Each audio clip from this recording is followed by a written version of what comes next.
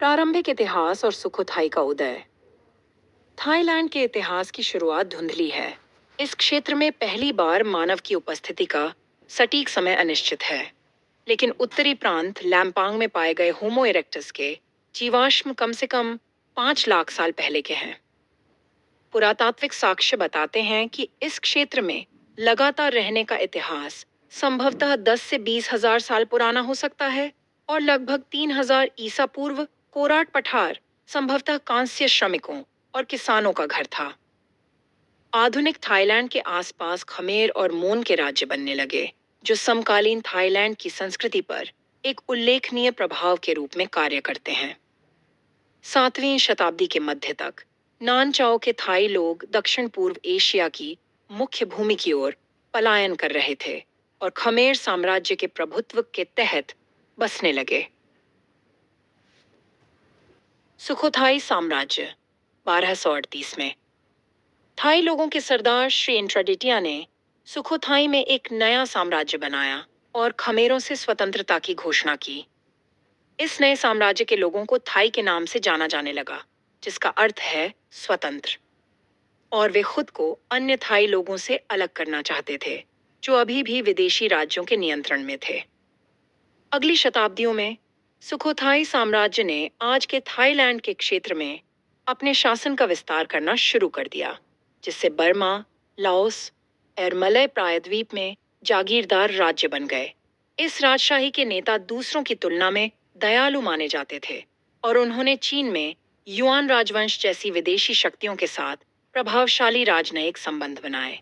दुर्भाग्य से साम्राज्य टूटने लगा और सुखोथाई के जागीरदार राज्यों ने उन्हें छोड़ना शुरू कर दिया, और राजशाही तब तक ठीक नहीं हो पाई जब तक कि नवस्थापित अयुताया साम्राज्य ने खुद को समीकरण में शामिल नहीं कर लिया। अयुत्या साम्राज्य का उदय और विस्तार। अयुत्या साम्राज्य पहली बार 14वीं शताब्दी में अस्तित्व में आया, जिसके आसपास 1350 में अयाताई शहर राज्य की स्थापना की गई और यह जल्दी ही इस क्षेत्र की अग्रणी शक्ति बन गया। अयुत्या साम्राज्य स्वशासित रियासतों और प्रांतों की एक प्रणाली के तहत चलता था, जिसका नेतृत्व शाही परिवार के सदस्यों द्वारा किया जाता था, जो राजा के प्रति वफादारी बनाए रखते थे।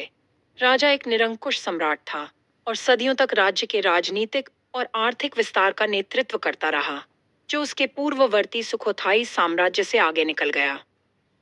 अयुत्या साम्राज्य अंततः लंबे समय से राज कर रहे खमेरों को अपना ध्यान बाहर की ओर मोड़ने से पहले उन्हें अधीन करने में सक्षम था, और 16वीं शताब्दी की शुरुआत में उन्हें पुर्तगाल से अपना पहला राजनयिक मिशन मिला। अयुत्या के पश्चिम के साथ संबंध। अयुत्या राज्य ने पुर्तगालियों, नीदरलैंड्स, ब्रिटिश और जापानियों के साथ व्यापारिक संबंध विकसित किए, और अयुत्या राज्य और पश्चिमी शक्तियों के बीच संबंध काफी सकारात्मक और लाभकारी थे, जब तक कि थाई लोगों के बीच आम सहमति पूरी तरह से बदल नहीं गई। स्थानीय लोगों को पश्चिमी धर्म के संभावित खतरे का डर सताने लगा, जिससे अयुत्या राज्य और पश्चिमी शक्तियों के बीच संबंधों में एक महत्वपूर्ण बदलाव आया। फ्रांसीसी मिशनरियों और अंग्रेजी युद्धपोतों के आगमन के बाद अयुत्या राज्य ने जानबूझकर 150 वर्षों के लिए खुद को पश्चिम से दूर कर लिया। इस दौरान इसने कई राजवंशीय और स्थानीय संघर्षों का सामना किया, जो अंततः कम हो गए, जिससे 18वीं शताब्दी के उत्तरार्ध में कला, शिक्षा और साहित्य के समृद्ध होने के स्वर्ण युग का मार्ग प्रशस्त हुआ। अयुत्या का पतन और थूनबुरी का उदय। स्वर्ण युग को बर्मी लोगों ने छोटा कर दिया, जिन्होंने 1767 में अयुत्या साम्राज्य की राजधानी पर कब्जा कर लिया, शहर और सीमावर्ती क्षेत्रों को नष्ट कर दिया और राज्य में अराजकता फैल गई, जिसके बाद यह पूर्व सैन्य कमांडर प्रिया तस्किन के हाथों में चला गया। तस्किन ने खुद को नया राजा घोषित किया, राजधानी को थूनबुरी में स्थानांतरित किया और चीन के साथ थाई व्यापार को बढ़ावा दिया। लेकिन अंततः जनरल चाओ फ्राया चक्री के नेतृत्व में तख्ता पलट द्वारा 1882 में उन्हें गद्दी से उतार दिया गया और मार दिया गया।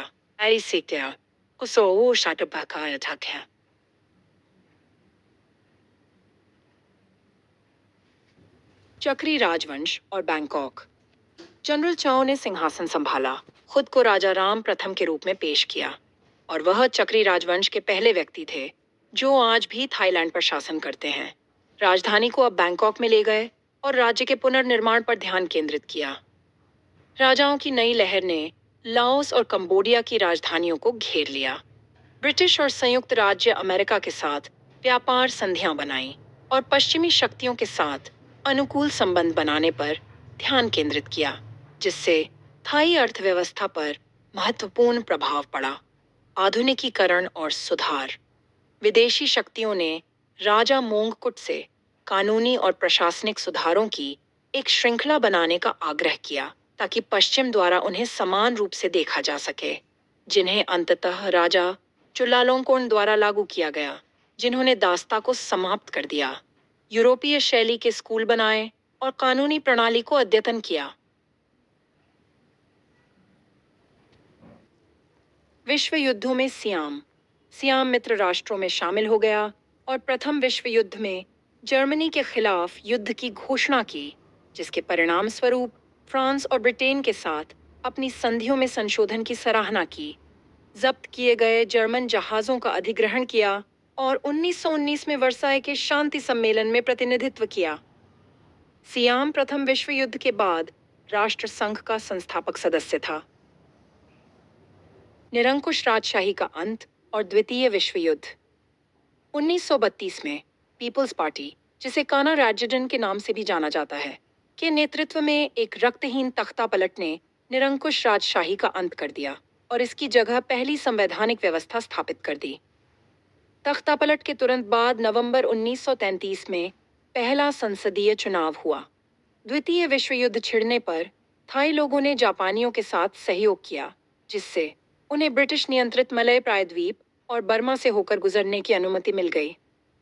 जनवरी 1942 में थाईलैंड के प्रधानमंत्री ने जापान के साथ एक पारस्परिक रक्षा समझौते पर सहमति व्यक्त की, जिसमें ब्रिटेन और संयुक्त राज्य अमेरिका के खिलाफ युद्ध की घोषणा शामिल थी। थाई राजदूत ने अमेरिकी सरकार को युद्ध की घोषणा देने से इनकार कर दिया, जिससे अंततः राष्ट्र को लाभ हुआ। 1944 में प्रधानमंत्री को इस्तीफा देने के लिए मजबूर किया गया और बाद में उन पर युद्ध अपराधों का मुकदमा चलाया गया।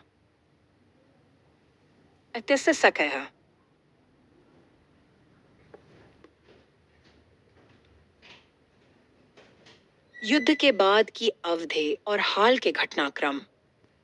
आगामी दशक सरकारी अनिश्चितता से चिह्नित थे, जिसमें सत्ता बार बार लोकतंत्र और सैन्य तानाशाही के बीच चली गई। द्वितीय विश्व युद्ध के बाद थाईलैंड को 1997 में एशियाई वित्तीय संकट सहित आर्थिक संघर्षों का सामना करना पड़ा। 2017 में राजकुमार वजीरालोंगकोर्न को राजा के रूप में ताज पहनाए जाने के बाद देश में लोकतंत्र को वापस लाने के उद्देश्य से एक नए संविधान पर हस्ताक्षर किए गए।